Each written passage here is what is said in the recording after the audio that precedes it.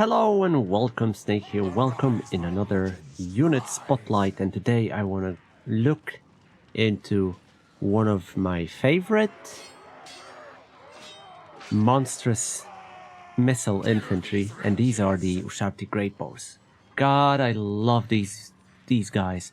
They are amazing, and let's look into it, what they have to offer. So, as you know, Toon King's capacity for units is unlocked by building up in your settlements buildings that, give you extra slots. It's not only that. There are technologies, there are landmarks, there are talents in like necrotechs or legendary lords that increase capacity of certain units. Like each necrotech have option to increase your capacity for different units, like Ushabti great bows. Of course, wasting necrotech for Ushabti great bows is not a good thing to do, because capacity for Ushabti great bows you can unlock in every minor settlement. Every minor settlement has option to give you building for Ushabti. Like Tomb Scorpions, for instance, can be built up only in major settlements. So that already indicates which you should focus where. So Toon Kings definitely love their missile unit, like Khalida definitely supports missile units, but there are traits that could, go with it. And I have built up one of the armies, hold on, yeah. Destroy them. And trait is prepared. It gives ammunition 20% and missile strength. That's quite good, but let's get into it. So, Ushabti great bows are the tier 3 missile unit, and a missile unit that has only 12 entities. What's good about Ushabti great bows is that when they run out of ammo, they transform into melee variant that is tier 2, because they have the same combat potential. A little bit weaker on a weapon strength, because they have base weapon and armor piercing, but they don't have bonus versus infantry, and it can be filled. However, they're not completely useless like most of the missile units, missile infantry especially. That once they run out of ammo, they become, obsolete. No. You can use them easily. Especially that 12 entities doesn't mean a lot of shots. Especially that Ushabti great bows can shoot structures. They can shoot towers, walls, everything. And they get 50% bonus to those, things. Amazing unit for sieges. Amazing. But there are bows. The bows are more like ballista bows. So they cannot shoot above the wall like typical archer. No. They're like ballista shots, so they need to have a clear line of sight, which can be a problem. Nevertheless, the missiles are really powerful, especially against armor stuff. Single entities don't stand a chance. Single entities just disappears if you can aim good, because that's another thing. Unfortunately, Ushabti great bows are constructs. They're not typical units, so when the leadership is broken, they start taking damage, and they take it fast, because they don't have that much life. Like typical Ushabti is 16 entities with 8,000 life, while the great bows is 12 with 6k. So the life, let's say the leadership need to be broken, is 2,000 and a half, right? This life starts disappearing. So once they start, degradation, disintegration, okay? They're done. Which is a bummer. And I hate it. I hate all those, you know, constructs thingy. But that's the nature of a construct in Tomb Kings. Ushabti Great Bows are armored unit with pretty low leadership for my taste, because 40 leadership base is terrible. They're fast. Compared to like normal infantry, they're really fast. With decent melee defense, but poor melee attack. Like the melee variant has the same melee attack, so it's still poor. Like 28 feels terrible. And it's 28 after all the technologies I had available. Weapon strength, again, depends which variant you go. Charge bonus is quite low. No wonder you don't get much of a charging from them. However, still feels low. Base 21 ammunition and range 255. This is, like I said, a ballista range, with missile strength being extremely focused on armor piercing. When it comes to technology, there is not much. Like, you can get one of the followers that will buff. I mean, there is actually two. One that gives frenzy to them, but there is a problem in general.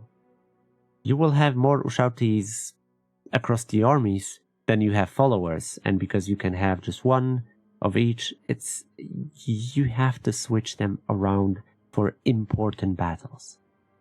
So you can give them frenzy for Ushabti Great Bows and regular ones, but there is also... No. There is a hawkish precision. Where is it? Nope.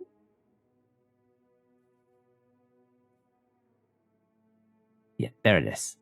You can give them hawkish precision, so when there is no enemy within 70 meters, they get armor piercing missile damage plus 15% and base missile damage plus 15%.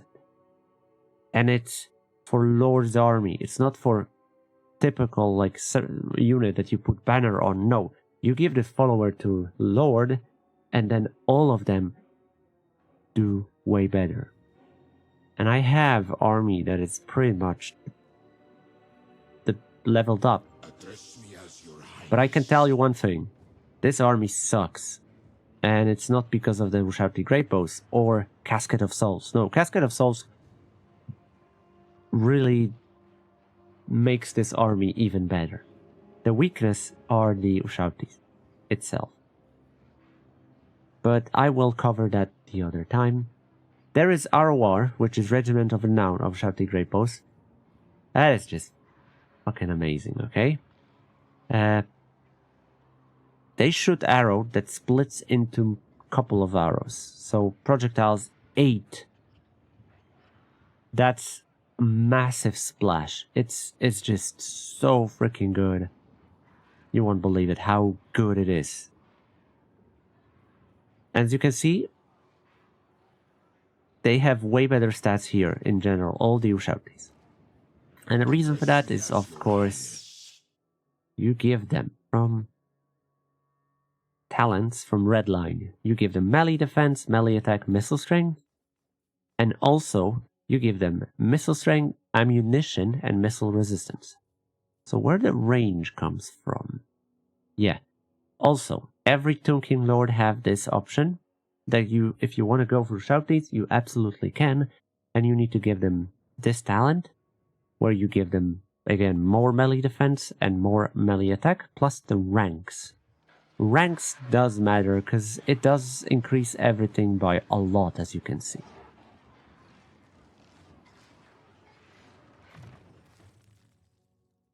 Lich Priest gives nothing. Tomb Prince gives nothing. Servants. Is there an item or something? Oh, right. Yeah, I have a hawkish precision, of course. Frenzy. And that's it. Of course, because this is like legendary lord, let's call it. He does give range to Lord's army. So the 10% range comes here. There is legendary lord. I call them legendary because they're like the dynasty lords, right? There is one that gives them Ushabti plus 6 melee attack. Again, everything gives melee attack to Ushabtis and missile strength. But I would say this one is fine, right? He does increase capacity, but it's not that good. If you want to go for it, I feel like one of the best traits for Ushabtis are prepared. They give ammunition 20% and missile strength. The ammunition 20% is quite big. The ammunition is something you're going to run out a lot. In technologies, they don't have much. Outside of followers, you have also... Oh yeah, there it is. Melee attack, again. Melee defense, weapon strength for Ushabti and Ushabti great bows, and reload reduction for Ushabti units. One thing bothers me is like, it gives Ushabti units, but this one specifically says for Ushabti and Ushabti great bows. So whoever did that was drunk, most likely. These does not increase any kind of combat potential because they're economy. And that's pretty much, this one is pretty much the only that will buff the Ushabtis. But I choose the one with range because at the start that was the only available I had, and I felt that's going to be a good one. And it worked well, like I said. The tree is done. There is not much within landmarks, because landmarks most likely increase capacity and maybe recruit rank, but there is not much to do here. This unit buffed up. This is like fully buffed up with all the followers and everything. And it's still like nothing amazing, because I feel like the Ushabti suffers from low life. The entities, okay, they're large, the 12 entities, but I would say they need some buff for health, because they die rather quick. When it comes to shooting, they're amazing. They delete stuff. They're really good. But ammunition run out fast. Now you can restore this ammo with certain items. Unfortunately, unending volley doesn't apply to them. And I don't think there is anything more to add. This is a simple tier 3 unit, but it does a lot of damage and it's really fun to use. If you go for like, if you want to look for faction that supports Ushabti, Khalida would be the best because she buffs missile unit around her. And it's quite big buff. It does a lot of damage. They don't stand a chance in like shooting. Nothing, like they eradicate stuff. If they have a line of sight, they destroyed armored units. They really do a lot of damage. Problems comes when something reach them. And that's why this army have a problem, because the Ushabtis doesn't hold the line very well. What's good about them is that you can use them in combat in melee when they run out of ammo, and they will do something. But let's face it, 46 with all the buffs, 46 melee attack is still kind of weak. 60 melee defense is really good. Leadership 55, that's another problem. The leadership feels shit. Because when their leadership drops down, they start, falling apart. And there is not many things that you can do to improve the leadership. Which is a bummer, because, hey, leadership should be higher. Like, the leadership is getting close to Skaven-ish. The better Skaven unit have the leadership. And it's still super low.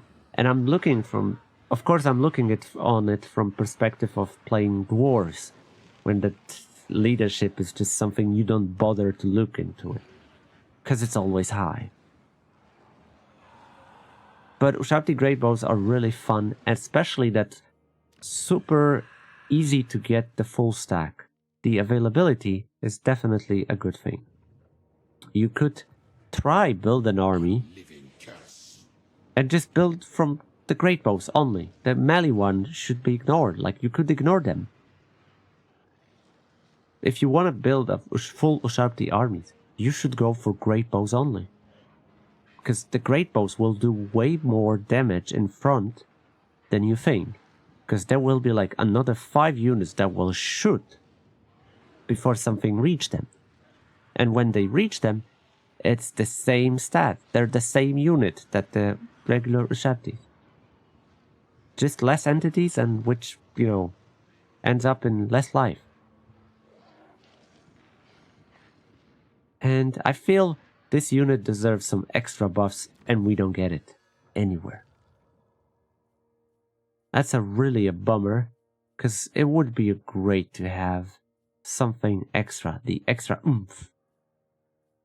And that's where the DLC should come.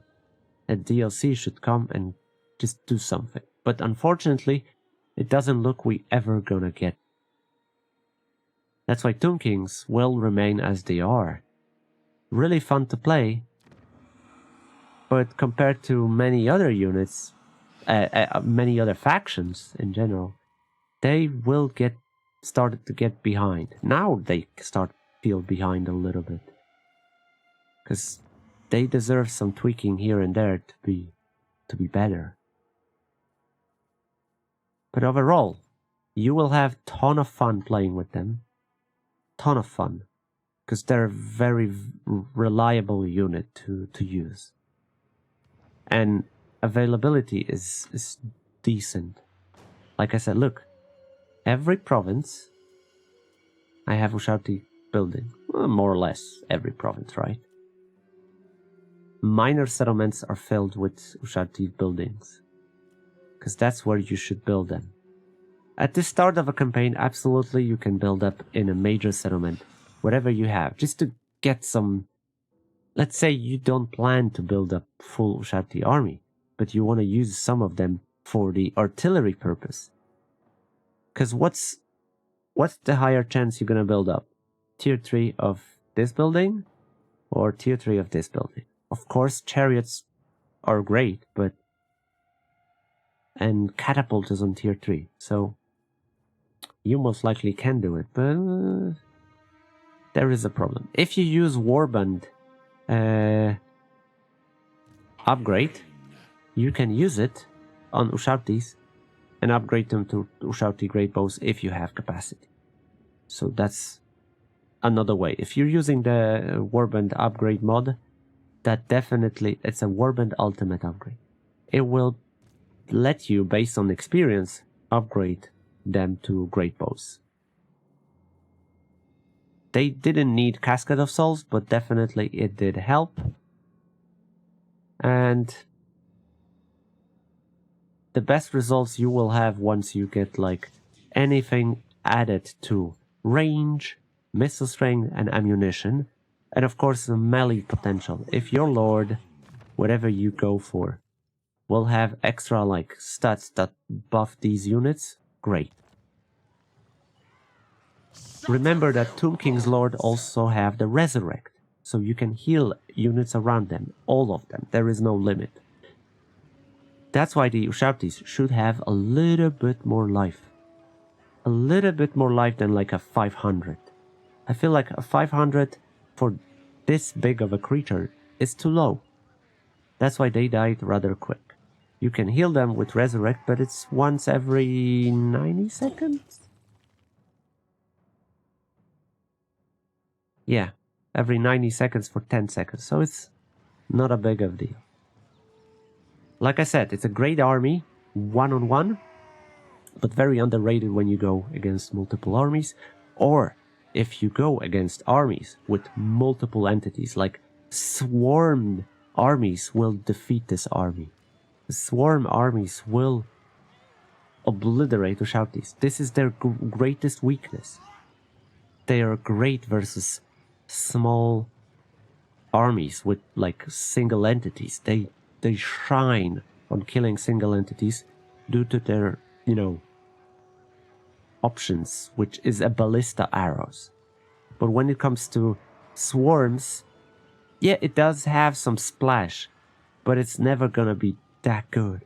That's why I started to include catapults to have some extra splash on those swarmy armies. They are amazing in sieges. They're designed to be in sieges. In a field battle, they are fine as long they're not have to fight in melee. It's a fun unit, but very, very overrated. Tomb Kings, however, don't have many options, and I really love this unit. But it's also, like I have to admit, it's very overrated. It's definitely better in tabletop. Or maybe not. And that's where you come. Tell me, what do you think about this unit? Did I mention everything or I missed something? Are they the greatest melee monstrous infantry with missile monstrous infantry? They don't get many protections. Spell resistance and missile resistance on a really low level. It's a bummer. But maybe that's the, that's the end game for missile unit. Let me know in a comment. Subscribe if you like what I do. Thank you for watching. Thank you. Have a great day. Take care. And bye-bye.